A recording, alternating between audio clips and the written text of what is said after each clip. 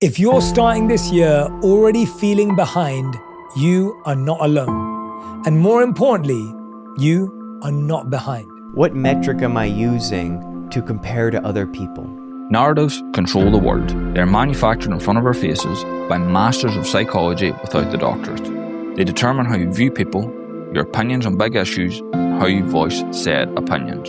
We hold so tightly to these narratives that we have developed our own without even realising, to the point where we have placed checkpoints universally in our lives, thinking we live in some kind of video game. Despite the speculation, until evidence is presented, life is not a video game. This is the reason you feel behind and struggle to find any joy in the long-term picture of your own life. Welcome to Advice No One Wants. Today, I'm going to show you why placing checkpoints in your life is the reason you don't feel you have any control over it. In the 1990s, Carol Gray created a concept called social stories. This was a way of explaining social situations to adults and children with autism to make their daily situations and the bigger picture of life easier to understand. These methods are used to this day, and the reviews from parents and patients hold her beyond God status. Carol would outline a situation, then break down the typical procedure in that situation.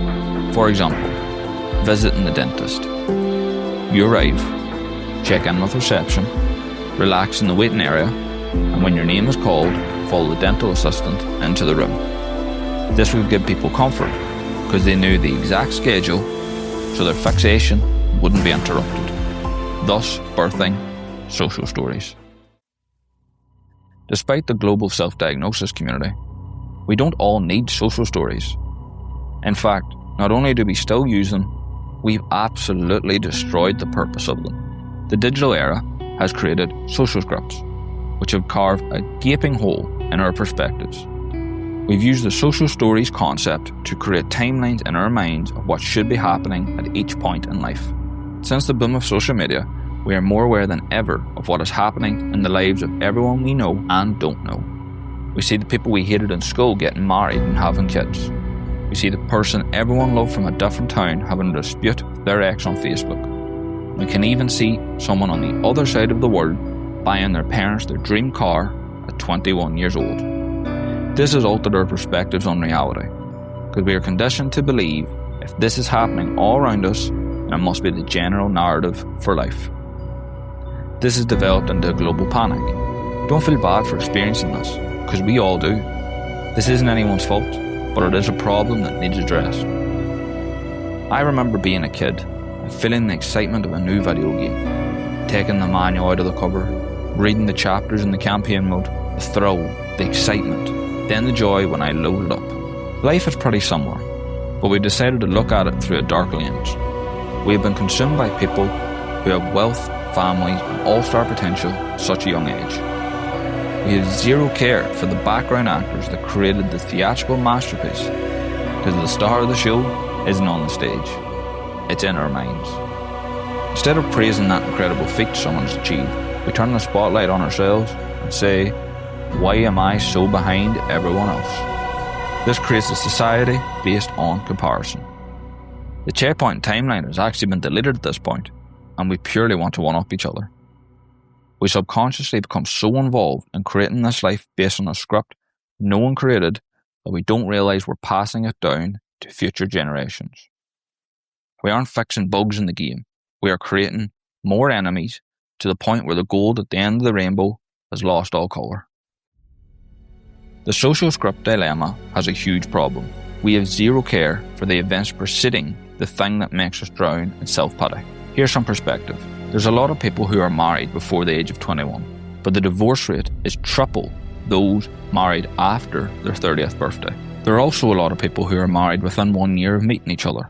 The divorce rate for this group is so staggering that those who stay together for 5 years are literal examples of soulmates.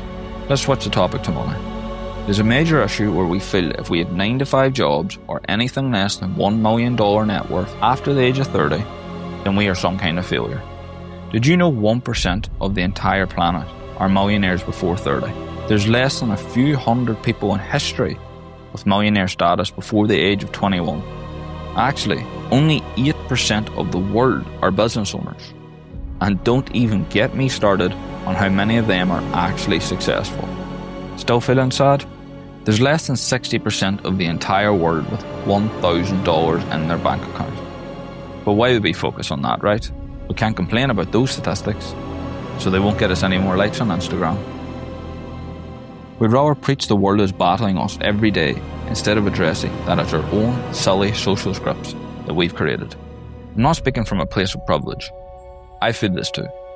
I feel pressure when I see someone having a kid, getting a new job, or celebrating an achievement.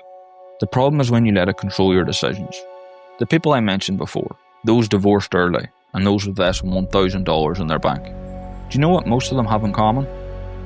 They fell for the same narrative me and you fall for. They forced connections without realising it wasn't sparks flowing, it was Jack Daniels. They have huge expenses every month on cars, clothes and homes to compete with people who make us all believe they own those things too. Take a second to breathe. Yes, we are going to feel inferior to the star athlete, the happy couple with a family, or the flashy business owner. But take a second to think. What do they actually have that you want? When you figure that out, understand what you need to do to get there also. Because we don't see the failed relationships, the early morning workouts, and the sleepless nights packing orders. But those people you idolise all had to do it. You aren't behind in life because you feel heavy when you see these accomplishments. It's actually not even a negative emotion. It means you see something you actually want in life.